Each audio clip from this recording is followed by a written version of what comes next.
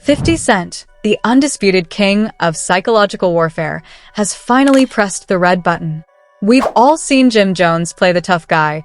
We've seen the kung fu memes and the door-kicking antics. But today, the mask didn't just slip, it was ripped off. 50 Cent has just leaked a high-definition, private video of the Dipset capo literally begging for mercy. I'm talking about a broken man, cornered in a dark room, pleading with 50 to stop the onslaught before his entire career is dismantled. But here's the part that is sending shockwaves through the industry. Jim wasn't just begging for himself. He was offering up a trade that involves the one person he was supposed to be loyal to until the end. Is this the end of a legendary street reputation, or the most diabolical trap 50 Cent has ever set? The answer is hidden in the audio of this tape, and it's more terrifying than you think. Stay tuned, because we are breaking down the footage that just deleted Jim Jones's legacy in 4K. To understand why the capo of Harlem is currently on camera pleading for his digital life, you have to understand the terrifying, predatory patience of Curtis 50 Cent Jackson. This isn't just a 2026 headline. This isn't a random social media spat. This is a 20-year tactical siege that began when the flip phone was still king and the New York streets were a literal battlefield. In the mid-2000s, New York hip-hop was divided into two warring ideologies. On one side, you had G-Unit, the corporate-backed, diamond-selling, aggressive powerhouse built on 50 Cent's get rich or die tryin' philosophy. On the other, you had the Diplomats, better known as Dipset, the soulful, stylish, and fiercely loyal movement led by Cameron and his trusted lieutenant, Jim Jones. For years, they existed in a state of Cold War. But 50 Cent, the ultimate student of Robert Greene's 48 Laws of Power, didn't want a temporary win. He wanted a total, generational erasure of his rivals. He identified the crack in the Dipset armor early on. While Cameron was the elusive strategist, Jim Jones was the emotional, high-stakes heart of the crew. And in 50 Cent's world, emotions are a fatal weakness that can be exploited for profit. The real fuse was lit in September 2007. Remember, when 50 Cent publicly labeled Coke Records, the label sheltering Dipset, a graveyard for washed-up artists. When Cameron called into Hot 97 to defend his honor, 50 didn't just argue. He orchestrated a betrayal. He brought Jim Jones and Joel Santana out as surprise guests at a G-Unit show, while Cam was in the middle of a war with 50. That was the first time 50 Cent proved that Jim Jones had a price. He didn't embrace Jim because he liked him.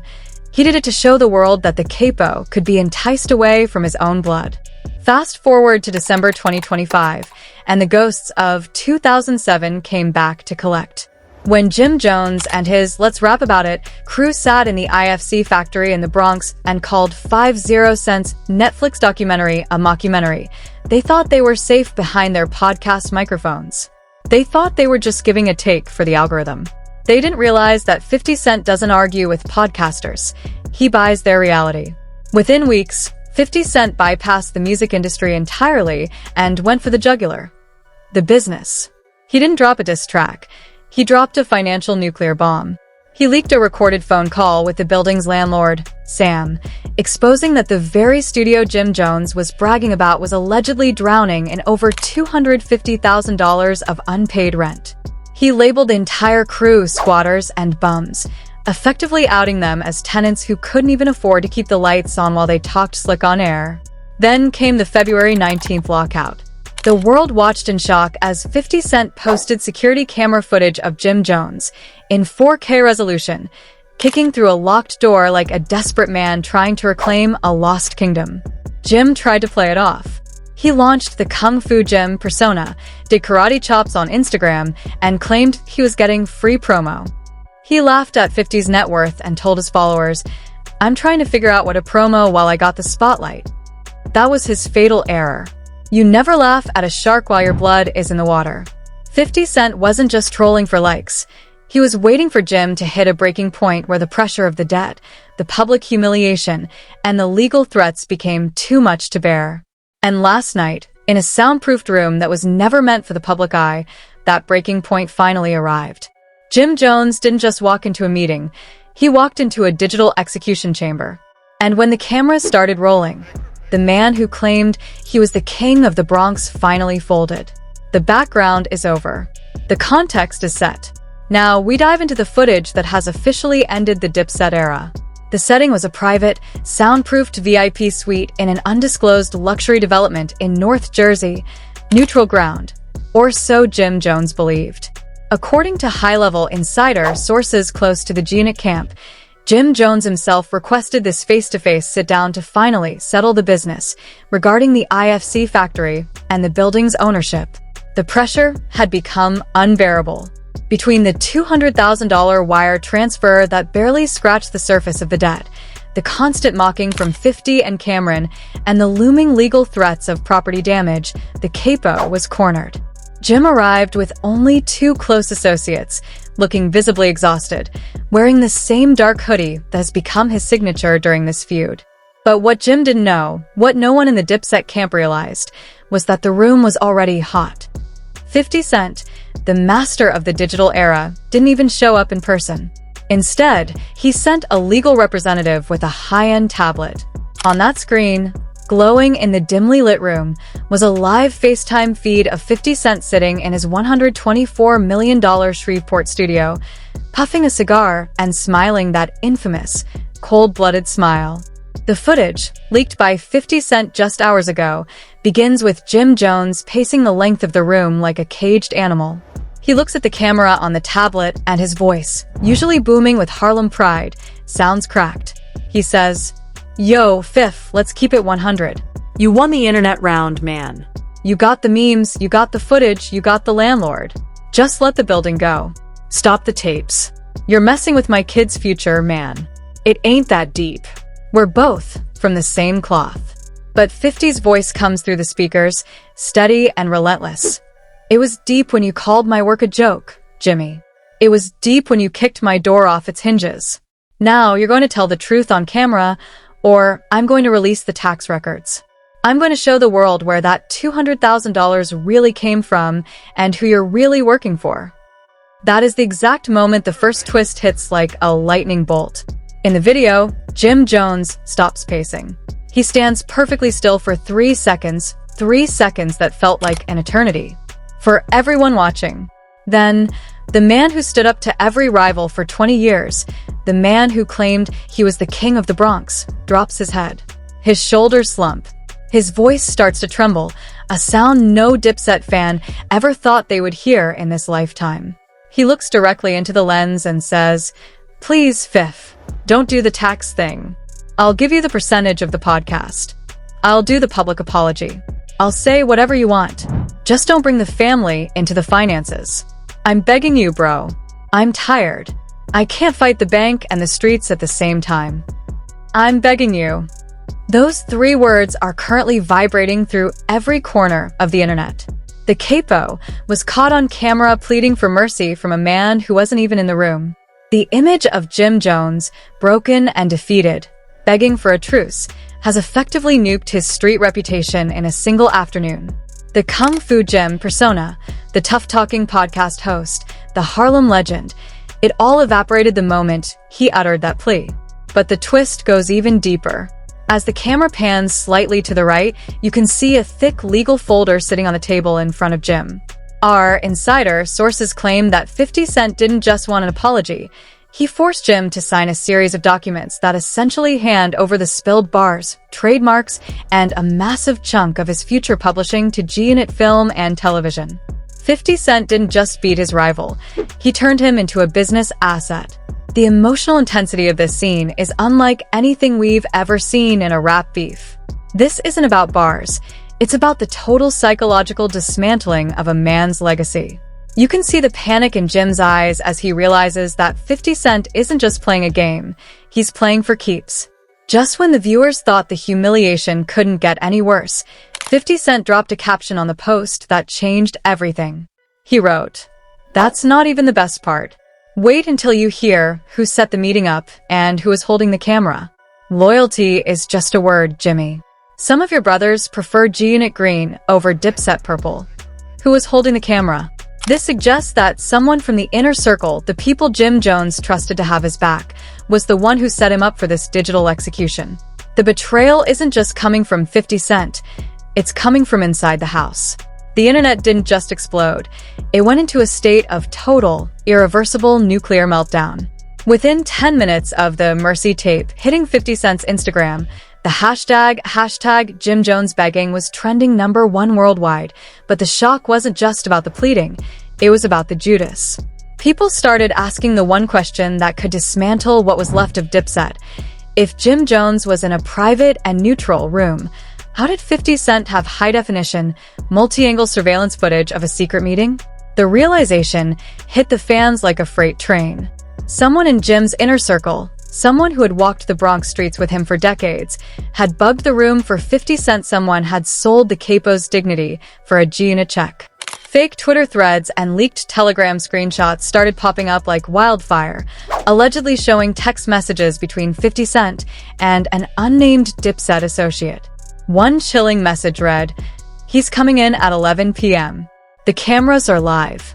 I'll make sure he sits in the chair facing the hidden lens. Just send the wire transfer when the footage is secured." The industry was paralyzed. Mano reportedly posted a pitch-black screen on his IG story with a single line, "Trust is a luxury the game can't afford anymore." Filthy.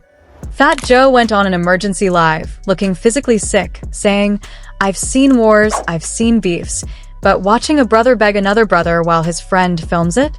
That's a digital assassination." Then came the second twist, the one that turned Mercy into a massacre.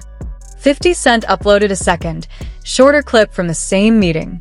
In this one, the audio is crystal clear. Jim Jones is heard saying, "I only called the documentary a mockumentary because Cam told me to.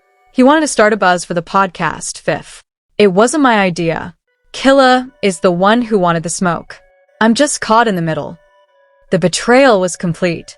In one sentence, Jim Jones hadn't just begged for his own survival. He had thrown his brother, his mentor, and the founder of Dipset, Cameron, directly under the G-Unit bus. He blamed the entire conflict on the very man who gave him a career. The reaction from the Dipset OGS was a mixture of grief and fury. Social media was instantly divided into two warring factions. Half the fans were calling Jim a rat and a coward who sold out his blood to save his building, while the other half were convinced that 50 Cent was using advanced Shreveport AI technology to fabricate Jim's voice. One viral tweet with 200K likes read, "50 is using that billionaire AI to kill a man's soul." There is no way the capo said that about Killicam. This is a deep fake execution. But then, the most devastating response of all happened. Cameron didn't release a diss track. He didn't go on a rant. He simply went to his Instagram profile and, in front of millions, unfollowed Jim Jones. He deleted every single photo of them together, from the pink fur era to the modern podcast days. The Purple City was officially on fire, and the smoke was coming from the inside. But as the world watched the Dipset empire crumble into ash, a new and darker question emerged. 50 Cent dropped a final teaser on his story before going silent. It was a photo of a shredder with the caption, "The Mercy video was just the appetizer. Wait until I show you the folder labeled the Fed files." Jimmy wasn't just talking to me in that room, he's been talking to someone else for a long time. The cliffhanger has the entire industry in a panic. Was Jim Jones begging 50 Cent? Or was he reporting to him? The fallout from the Mercy tape has created a rift in hip-hop that may never heal, turning the digital landscape into a literal war zone. On one side, the G-Unit loyalists, the fans who have followed 50 Cent since the Get Rich or Die Tryin' era, are celebrating this as the ultimate tactical victory. One viral tweet, retweeted over 300,000 times, summarized the mood. 50 Cent is the Michael Jordan of petty. He didn't just win the beef, he erased Jim Jones from history in 4K. The capo is officially a civilian now. The memes are relentless, with users face-swapping Jim's begging face onto images of tenants being evicted, effectively turning a New York legend into a global punchline. But on the other side, the Dipset OGS and the Harlem purists are in a state of deep, collective mourning. For them, a piece of their childhood, a symbol of New York's flyest era, was murdered on an Instagram feed. The YouTube comment sections under every major hip-hop blog are reaching a boiling point, with fans arguing about street codes, business ethics, and weather. Bar's video read, "Watching a man lose his building is one thing, but watching his soul get dismantled for an algorithm? 50 is taking it to a level that's scary for the future of the culture." The industry's heavyweights didn't stay quiet for long. The reactions were a mixture of shock, laughter, and genuine fear. DJ Academics went on a legendary 3-hour emergency stream, literally screaming at his camera until his face turned red. I told y'all 50 is a demon. He doesn't play by the rules. He just turned a 20-year career into a 30-second clip of pure desperation. Jim Jones is finished. It's over for the diplomats. Charlemagne the God awarded 50 Cent a rare, lifetime achievement version of Donkey of the Day, but his tone was surprisingly somber. He noted that 50's ability to weaponize information is so advanced that it's making the entire rap game unsafe for anyone with a secret. Rick Ross, ever the provocateur, went on his balcony at the Promised Land, sipping Luc Belaire and laughing into the wind. The little tenant is crying? Maybe he needs a loan from the boss. Or maybe he just needs a new landlord who doesn't post his government name every Monday. Poor Jimmy. Even more shocking was the reaction from the corporate world. Major news platforms like CNN and Fox briefly touched on the story under segments about cyberbullying and financial transparency in the music industry, using Jim's footage as a case study. But for the streets, it wasn't about cyberbullying. It was a reality check. The most devastating blow, however, came from the landlord himself, Sam. He posted a photo of a newly signed lease agreement for the IFC factory. The name on the tenant line wasn't Joseph Jones. It wasn't even 50 Cent. It was G-Unit Film and Television. 50 didn't just get Jim to beg. He officially took the keys to the kingdom. The division is so thick it's affecting real-world business. Reports are surfacing that major promoters are canceling upcoming Dipset reunion shows because the street aura of the crew has been compromised. The silence from Jim Jones's camp is deafening.